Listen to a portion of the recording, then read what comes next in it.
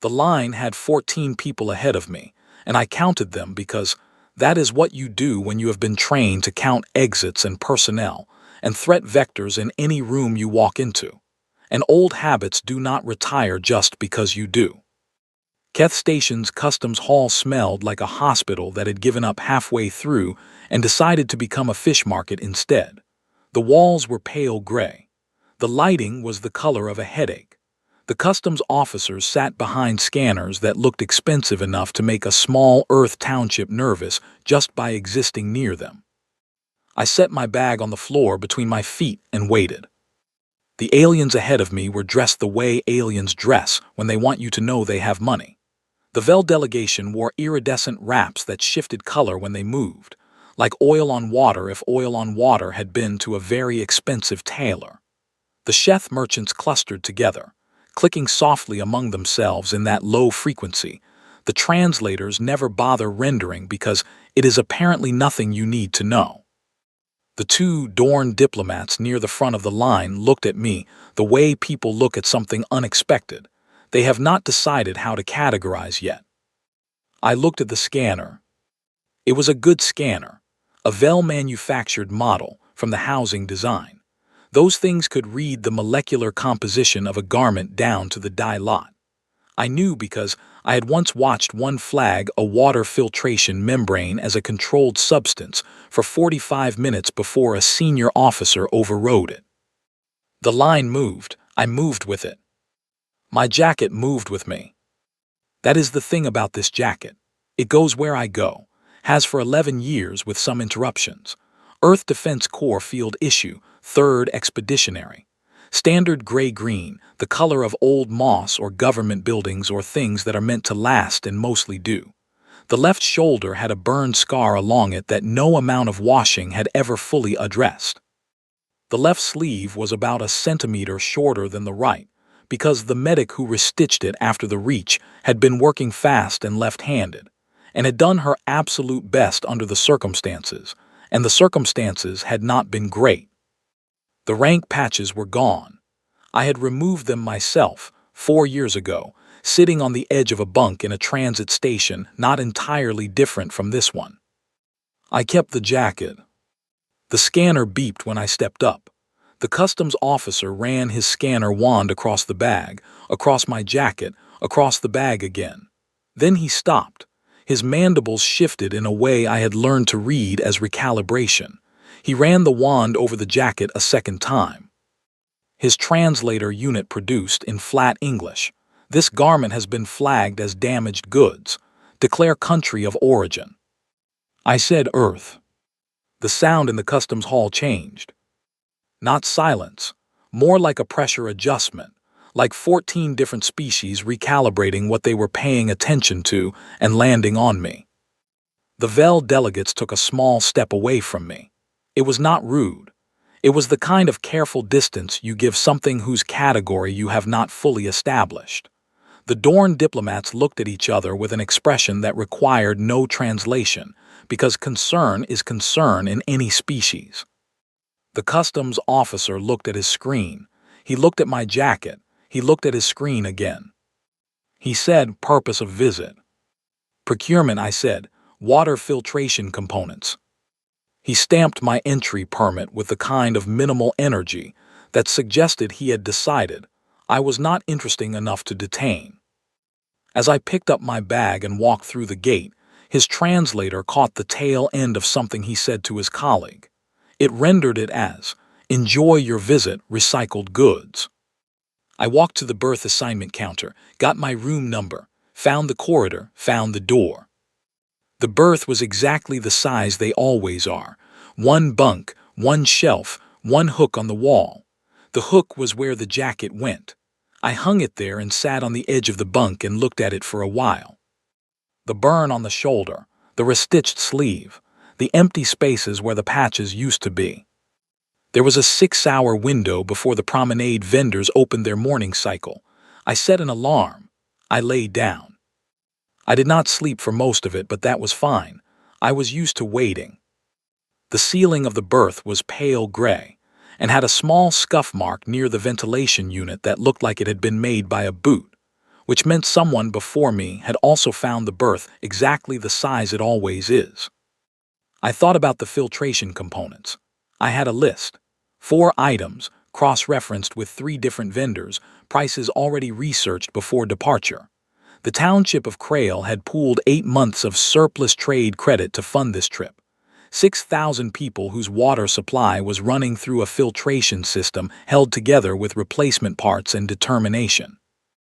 They had sent me because I knew how to navigate neutral alien stations without starting anything. That was the job description, informal as it was. Outside the berth, Keth Station hummed.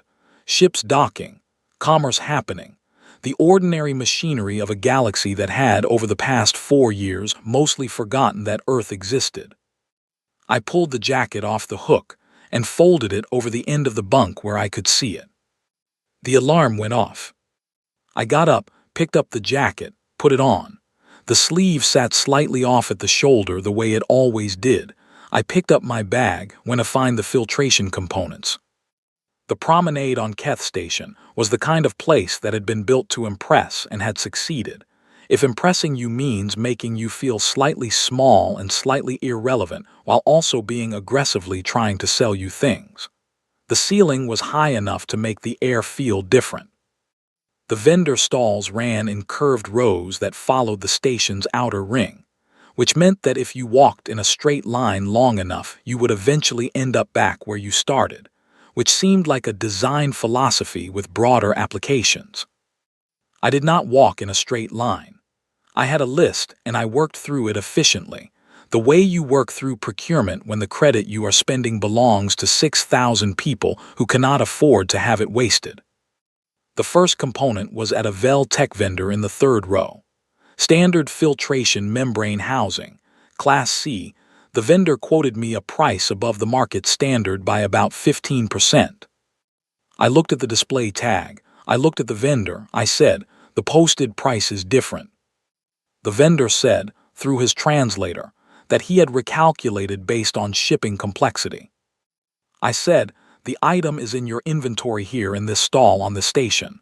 There is no shipping. He recalculated again. The price came down, not all the way, but enough. I paid, took the component, moved on. The 2nd and 3rd items were at a consolidated parts vendor near the center row. The vendor there did not bother with a price negotiation. She quoted me 30% above display and watched me with the particular expression of someone who has decided in advance that I will not push back.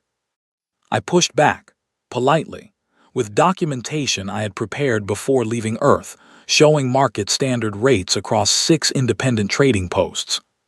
She matched the posted price. I packed the components in my bag with the careful attention of someone carrying things that matter, because they did, and moved toward the outer row to find the 4th item. That is when the teenagers showed up. Sheth adolescents travel in groups, which is universal enough to require no explanation. There were 4 of them. Maybe 16, in human years, maybe 20. The translator never handles age well across species. They were wearing the kind of clothes that teenagers wear when they want to look like they belong somewhere more interesting than where they are. They noticed my jacket. I noticed them noticing it. There is a particular quality to being looked at by strangers who have decided you are funny before you have opened your mouth. You can feel it. It has a texture to it, like sandpaper applied gently, not hard enough to hurt, just constant enough that you are always aware of it. They started following me at about 20 feet, not threatening, theatrical. Their translator rendered their conversation in flat English, and what it gave me was, Earth person, look at the jacket. Is that standard issue for their homeless? I kept walking.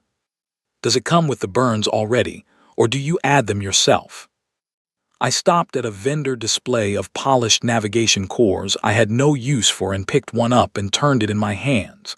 It was about the size of a fist and smooth, and very cold and precisely calibrated for ships I would never fly. I held it for a while. The teenagers pulled closer. One of them said something and the translator gave me, Old War Rag. Then, Dirt World Souvenir. Then, Why does it have burns? Did she try to cook in it? Another one. Maybe Earth is so poor they cook in their jackets. The vendor of the navigation cores watched me holding his merchandise and said nothing. He looked at the teenagers and then at me and made the calculation that this was not his situation to be involved in. I put the navigation core down. I walked to the next stall. The teenagers followed. The promenade was full of other aliens going about their business, and they moved around us the way water moves around a rock, without acknowledging the rock.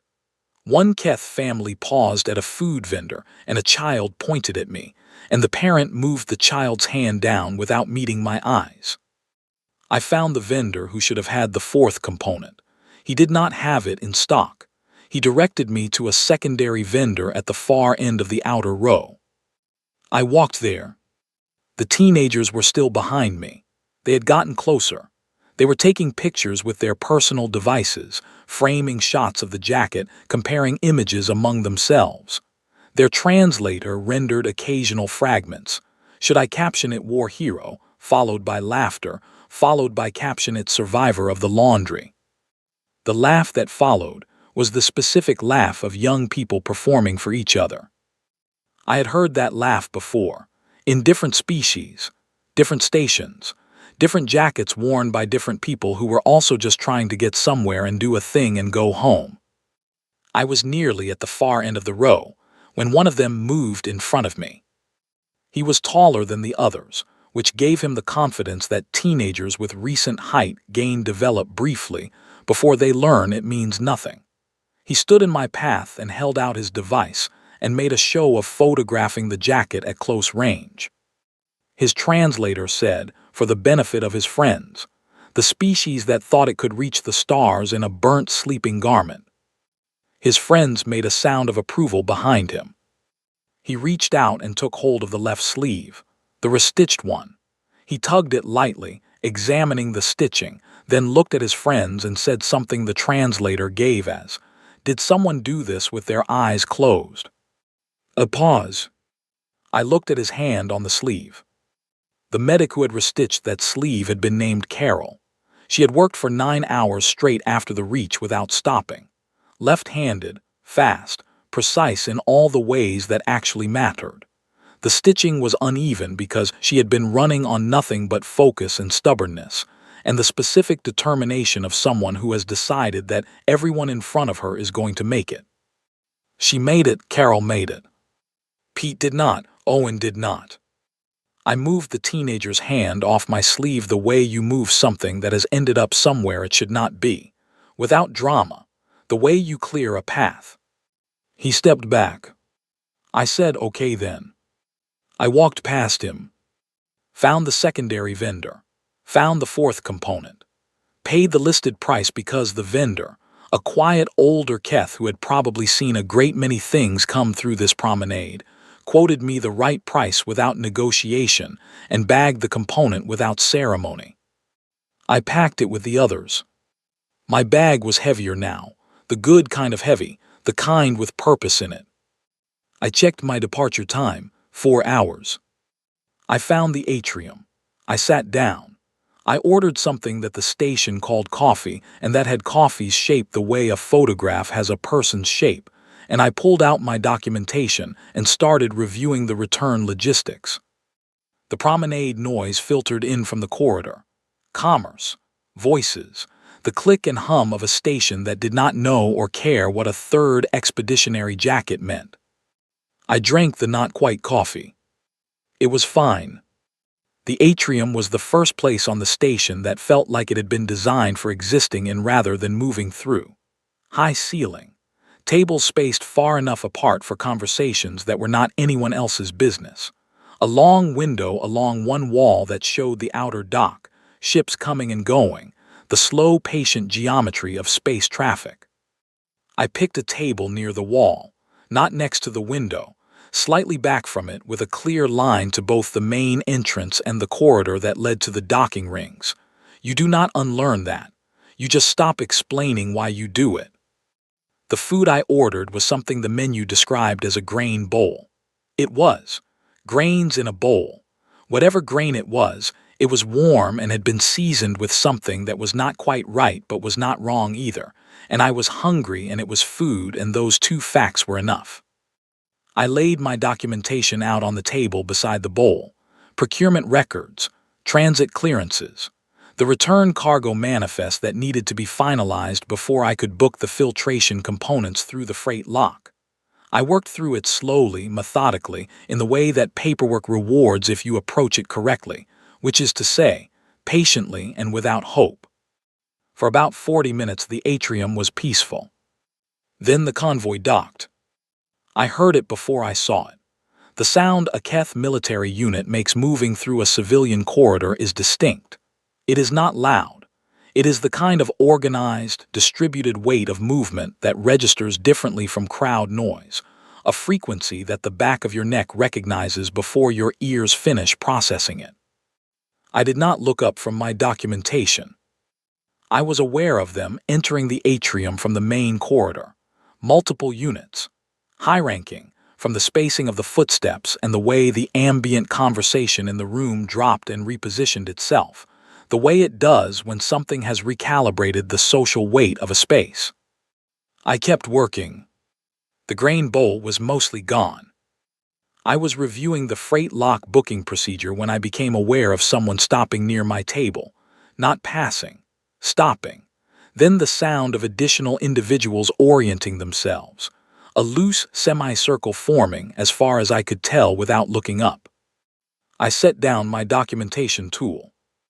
The Keth lieutenant was young in the way military officers are young when they have risen faster than their judgment has caught up with them, which is a particular kind of young that crosses species without much variation. He was decorated. The decorations were real, which meant he had earned his rank in the field. That did not change what he was doing right now. What he was doing right now was performing. His subordinates were the audience. The atrium was the stage. I was the prop. He looked at my jacket. He took his time doing it. Then he looked at me. Then, for the benefit of his audience, he spoke at length.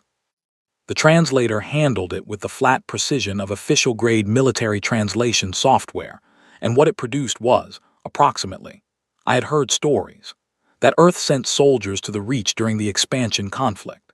I confess I did not believe them. It seemed unlikely that a species so recently spacefaring would attempt anything so significant in a zone that experienced forces had already assessed and withdrawn from. But here is evidence that the stories may have some basis. Here is what Earth sent. He gestured at the jacket. Soldiers in costumes. One of his subordinates made a low sound that required no translation. I am curious, the lieutenant continued, and his translator gave each word its full weight, whether Earth knows how its representatives are received beyond its own system, whether they have been told, or whether no one wanted to deliver that information in person. He tilted his head. I imagine the journey is quite long, for such a small species, in such a tired jacket. He was good, I will say that. He was controlled and precise, and he had calibrated every word for exactly the effect he wanted, which was to be entertaining to his unit, while technically remaining within the boundaries of something that could be filed as diplomatic friction rather than incident. I looked at my grain bowl. The grain bowl was empty. I had finished it at some point during the first half of his speech. The spoon was resting in the bowl at an angle, about 40 degrees. The bowl had a small chip on the rim, upper left quadrant. I picked up my documentation tool, set it down, looked at the lieutenant, said nothing. The nothing lasted about 5 seconds.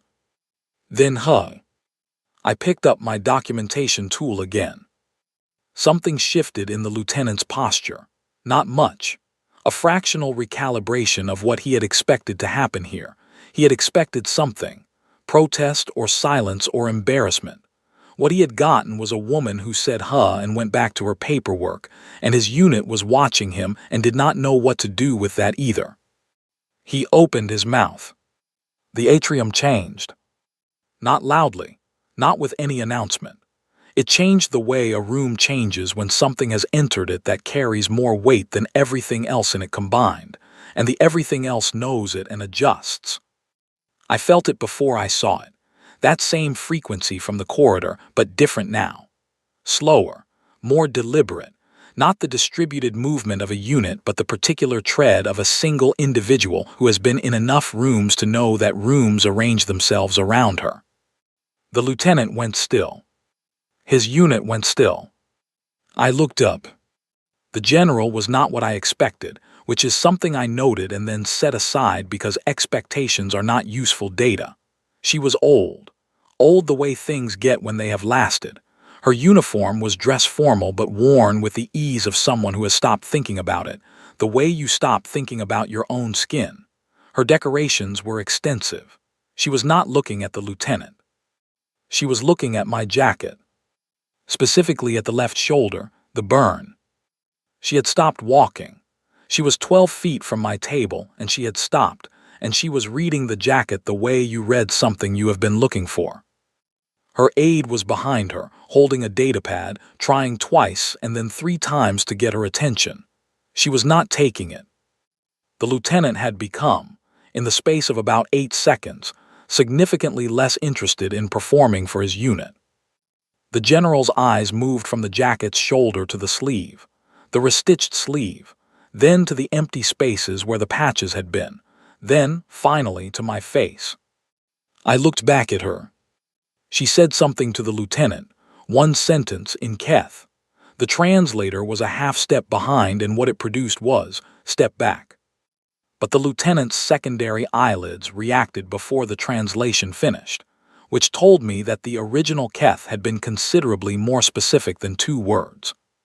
He stepped back, and a great deal of the air went out of his performance.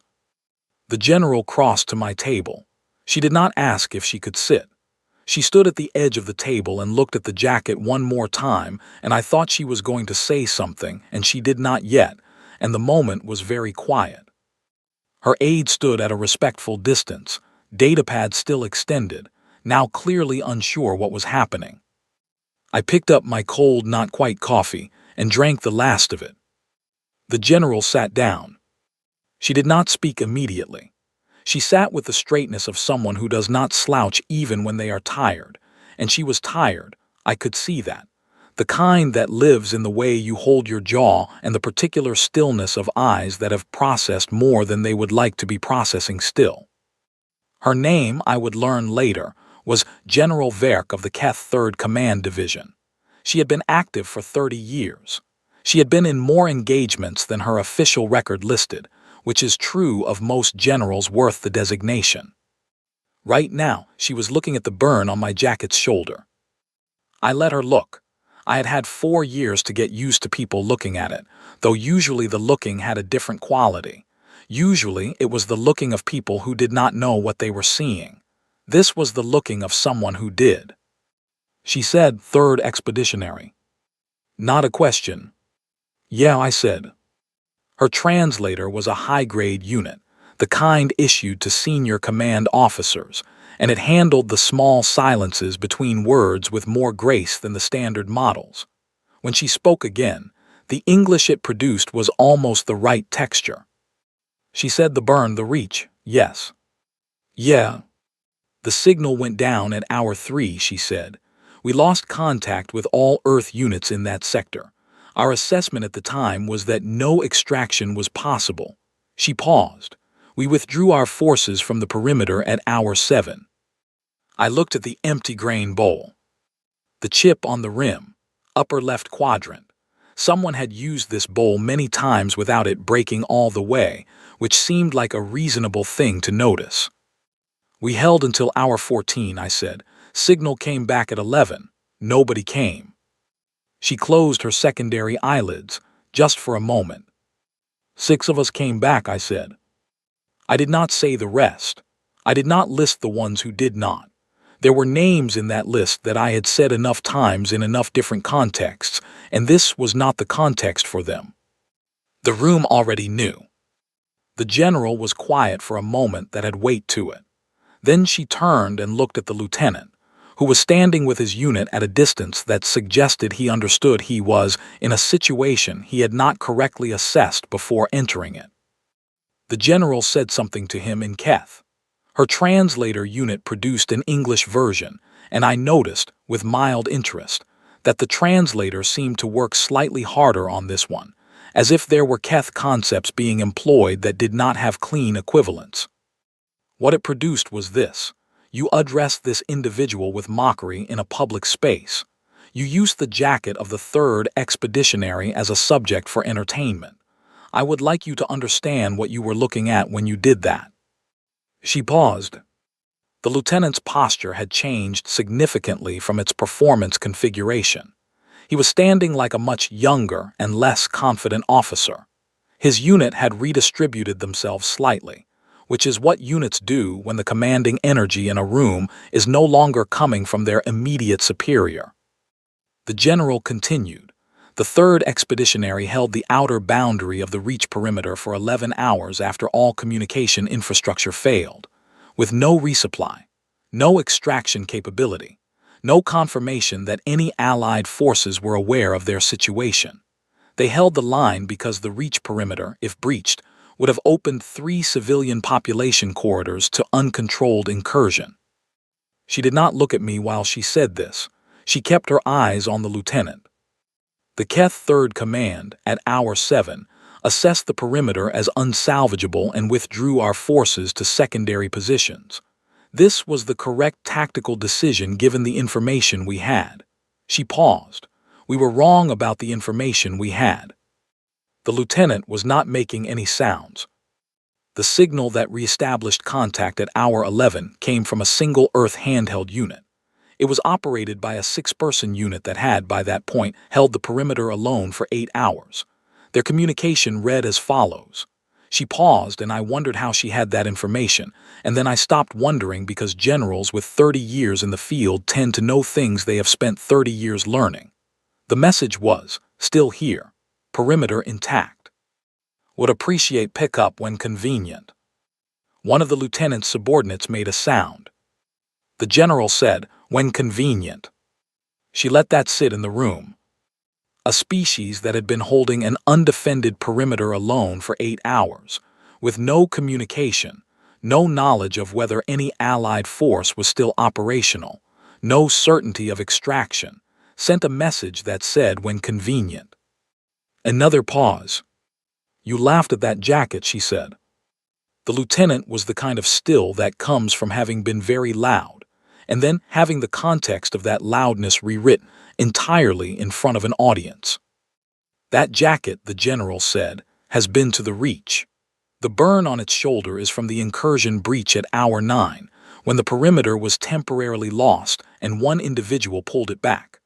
I am looking at the physical evidence of that on the garment in front of me, and I would ask you to also look at it and consider what you decided it was worth mocking. The atrium was very quiet. Not the quiet of a room where nothing is happening.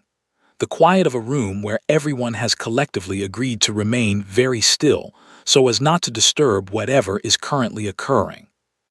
The general said, you will go. You will find, somewhere in your current understanding of yourself, the appropriate amount of smallness to feel about what you did in this room.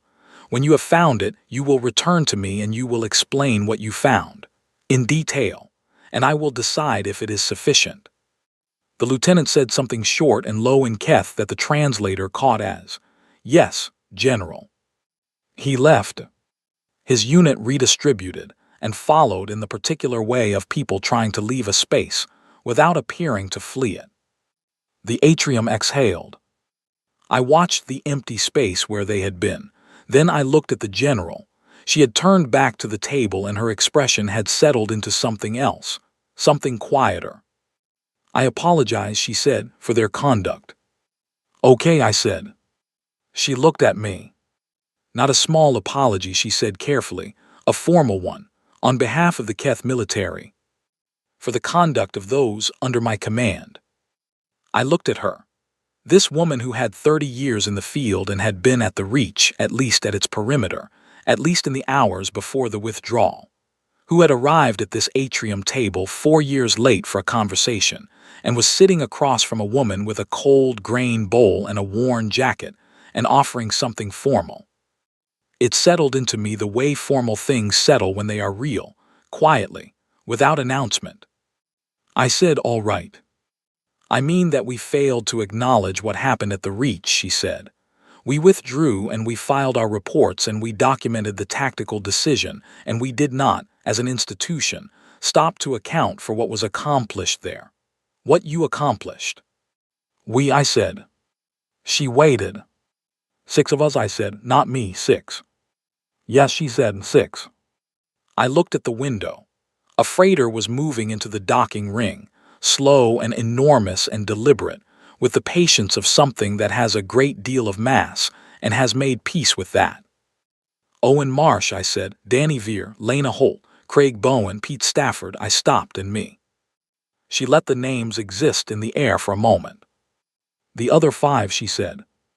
They made it back, I said. All 6 of us made it back. We lost 8 on the way to the perimeter, before the signal went down. I know, she said. The way she said it told me she had done more than know. She had learned the names. At some point, 4 years ago or since, she had gone back and read the full records and learned the names of 8 people who had gone to the Reach and not come back. I looked at her. She looked at the jacket. After a moment she said, the patches, you removed them. Yeah. Why? I thought about how to answer that. It was not a question I had been asked before, not directly.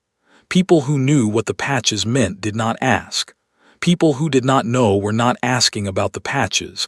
They were asking about the jacket, and the question was always something else underneath. Felt right, I said. She nodded slowly. Not the nod of someone accepting an insufficient answer. The nod of someone who already knew the answer and had just wanted to hear it from the source. The aide reappeared at the general's side. The datapad was still extended. The aide's expression was the expression of someone carrying a very full container very carefully, and hoping the room would stabilize soon. The general took the datapad without looking at it, glanced at the contents, handed it back, and said something brief in Keth. The aide retreated. How long are you on the station? The general asked me. 3.5 hours, I said. Departure at the next scheduled freight window. She nodded. Then I will not take more of your time than is right. She looked at the jacket once more. One more thing. Sure, I said. The unit that held the Reach perimeter, she said. The 3rd Expeditionary. They should have been sighted, formally recognized by the Joint Allied Command. That did not happen. The political situation after the expansion conflict was complicated, and recognition was one of the things that was placed in a queue and moved back repeatedly. I said nothing. I have made a formal recommendation, she said, 3 times in the last 4 years, that the citation be issued retroactively. Each time it has been moved back in the queue. I looked at her, okay. I am telling you, she said, not because I believe it will happen. I do not know if it will happen. I am telling you because I want you to know it has been tried. That someone has been trying. There was something in that sentence that I filed away carefully. The way you file something you are going to take out later when you are alone and have time to look at it properly. Well, I said, that is something. And I meant it. The general ordered coffee. Real coffee, or as real as it gets in a station 40 light years from the nearest coffee farm. She flagged the atrium attendant and said something brief, and the attendant nodded, and came back in 4 minutes with 2 cups that steamed correctly and smelled, almost exactly, like the real thing.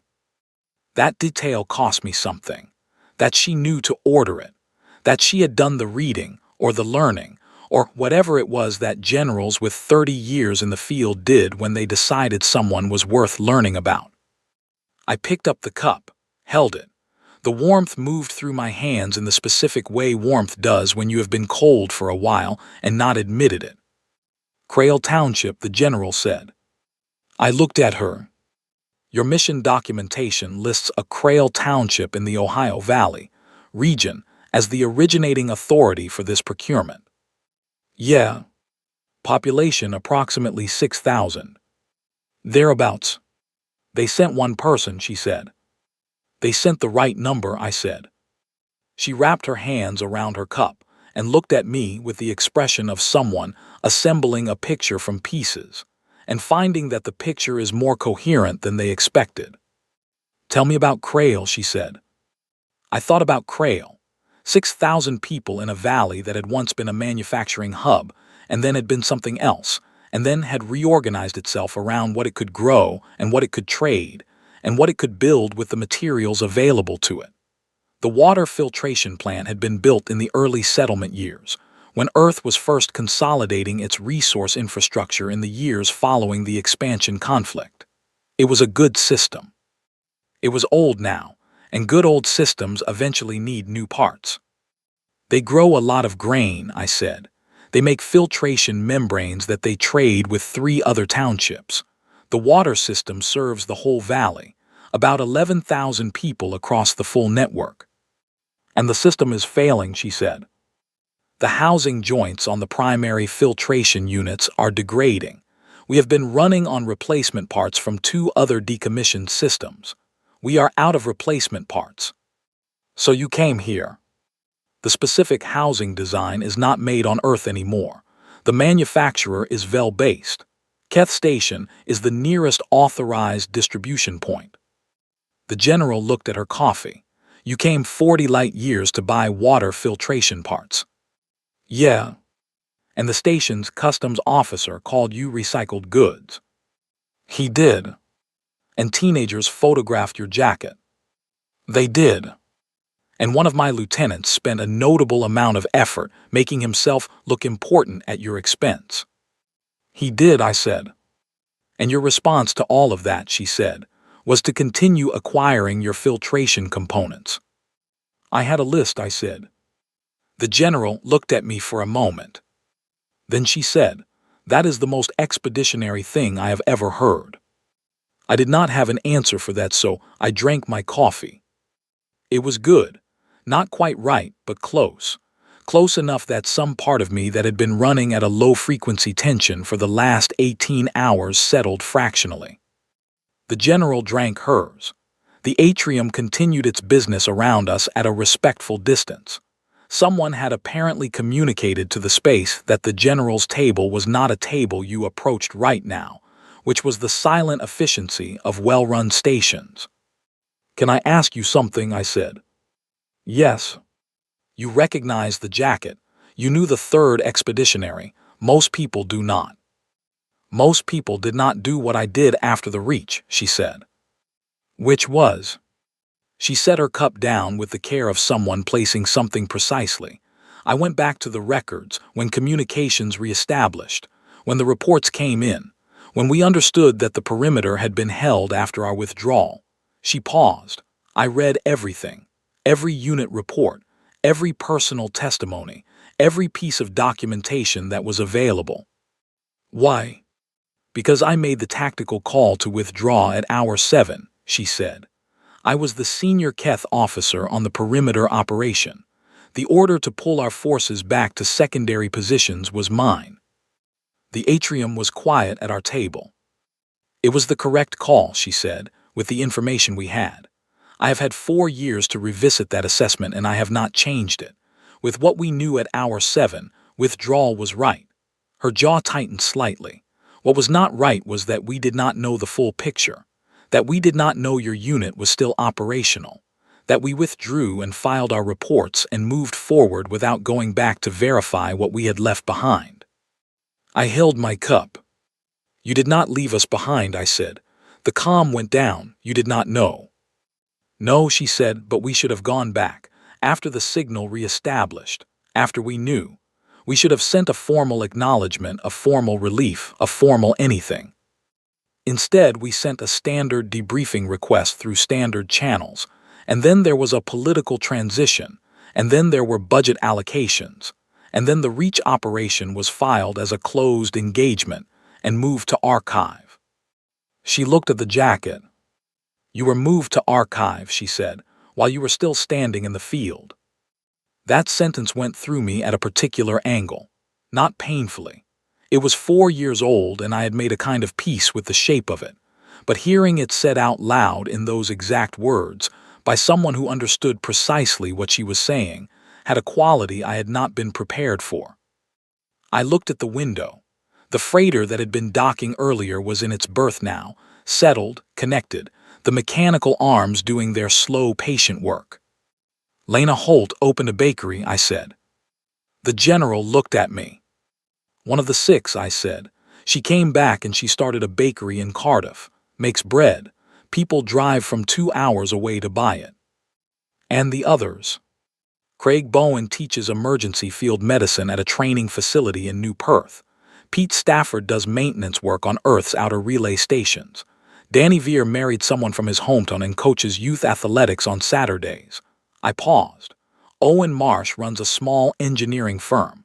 He designs water systems, irrigation, filtration, distribution networks. He is the one who identified the specific components I needed today. Owen Marsh designed the procurement list for Crail Township, the general said. He did. And you carried it here. He could not make the trip. His youngest just started school, and there is a school event this week he did not want to miss. The general sat with that information for a moment.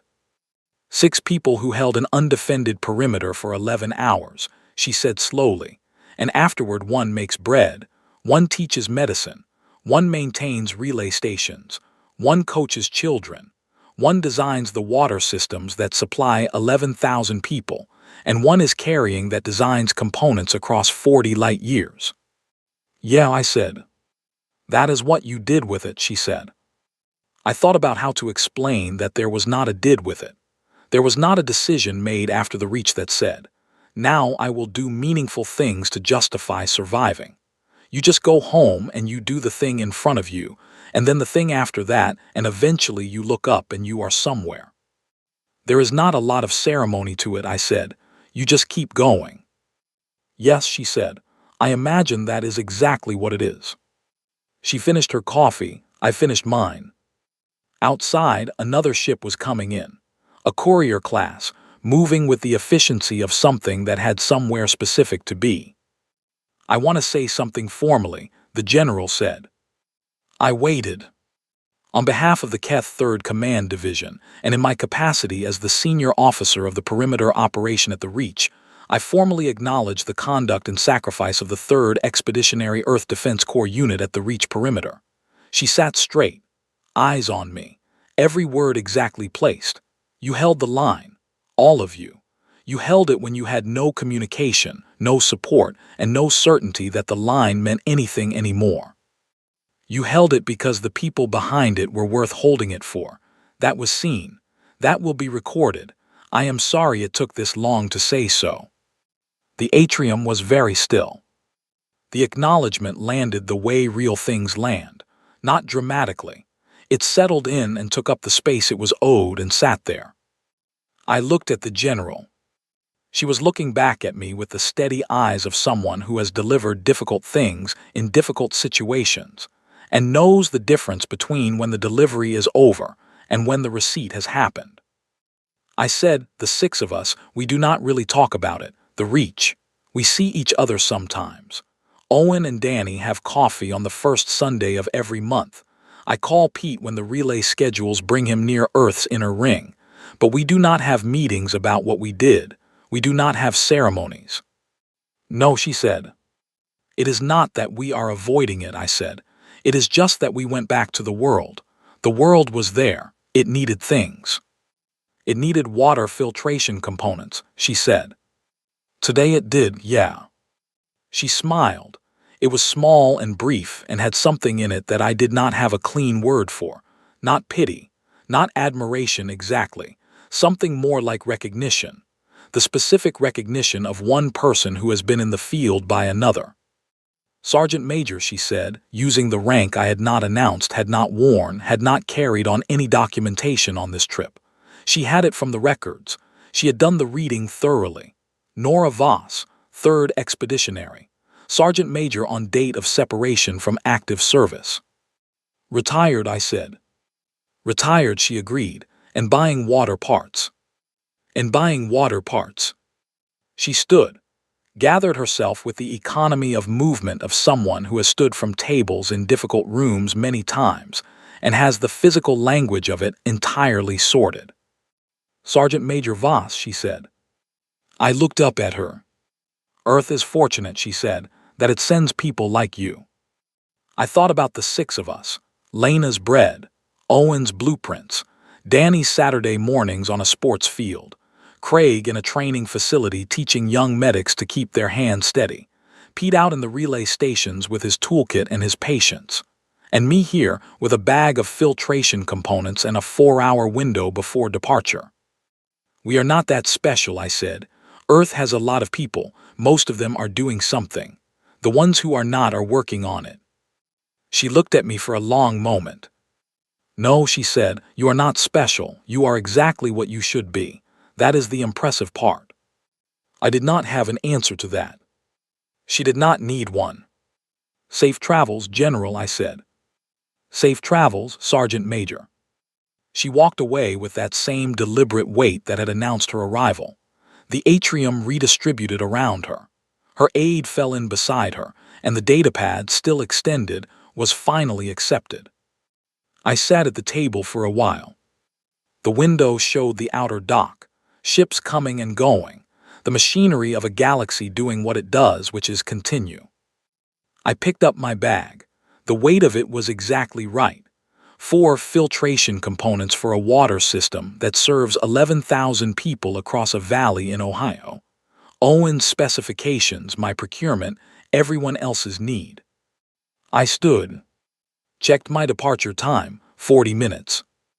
I thought about what the general had said, that it would be recorded, that someone had been trying these 4 years to get the recognition processed. I thought about the queue it was sitting in, and I thought about the political transitions and the budget cycles and the long, patient crawl of institutional acknowledgement. I thought, well, that is something. And it genuinely was. Not because recognition matters more than what was done. Not because what was done required an audience to be real, but because she had come back to the records and she had learned the names and she had made the recommendations and she had sat across from me in a station atrium and said the words precisely and meant them. That counted. Quiet things that are real count. I put on my bag. I walked to the door of the atrium. At the threshold I paused, not for long, just for the length of a breath, and looked back at the station. All of it. The promenade where 4 teenagers had grabbed a sleeve and found it attached to something they did not have the context to understand. The customs hall where a scanner had flagged the jacket as damaged goods. The table where a general had read a burn scar correctly for the first time in 4 years. 40 light years from Crail Township. 40 light years from 6,000 people who needed clean water. I adjusted the jacket. The left sleeve settled at the shoulder the way it always did, slightly off, the seam visible. Carol's left-handed stitching, fast and precise and good under conditions that did not reward slowness. I had everything I came for. The docking corridor was 3 lefts and a straight run to berth 32. I knew the layout from the morning's arrival, the way I know the layout of any space I have been in, automatically, without trying. I walked it. The station moved around me. Commerce and noise and 100 species going about their business in the particular urgency of people who have places to be. No one stopped me. A few looked at the jacket, the way they had been looking at it since I arrived, but the texture of the looking had changed, or maybe my awareness of it had changed, or maybe nothing had changed at all, and it was just a jacket on a person walking to a departure gate with a bag of water filtration components and a return ticket to Earth. I found berth 32. I found my seat.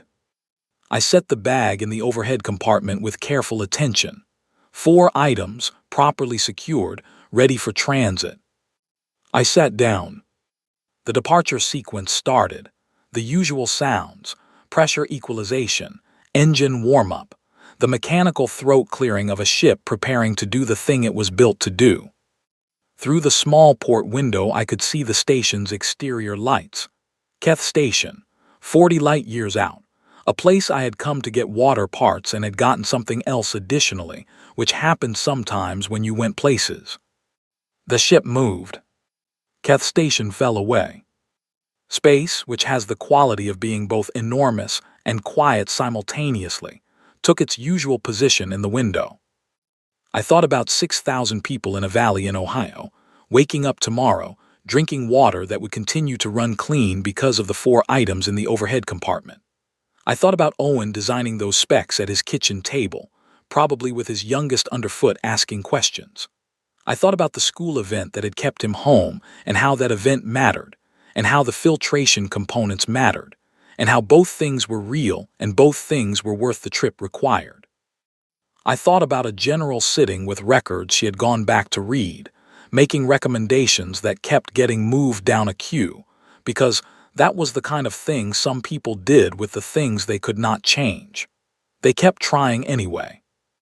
I thought about a burn on a shoulder, about the reach at hour 9, about the particular quality of the moments when you decide something matters and hold on to it without being entirely certain why, except that the alternative is worse. I did not think about Pete or Danny or Owen or Lena or Craig for very long, because that is not something I do in transit. I save it for land, for still rooms, for mornings when there is time to let it come and go properly. The jacket was in my lap. I had taken it off for the seat, the way you do, and it was folded over my knees with the shoulder facing up. The burn was there, the stitching was there, the empty spaces were there. I put my head back against the seat, closed my eyes. 6 hours to the Earth transit point. Plenty of time,